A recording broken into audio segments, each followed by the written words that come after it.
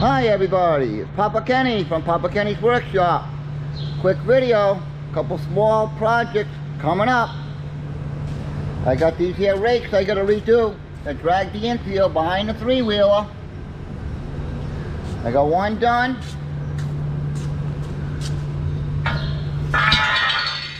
Right there.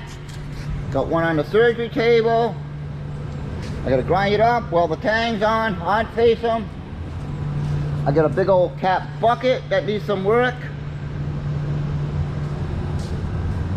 This mount to the machine is all cracked, broke, so I gotta dig that out, grind that all out, bevel it, and re-weld her up. So, keep an eye out for them projects to come. Plus updates on Project Rattle Can, the S10 LS swap. I appreciate you all watching. Don't forget to subscribe. And we'll see you on the next one. Thanks for watching.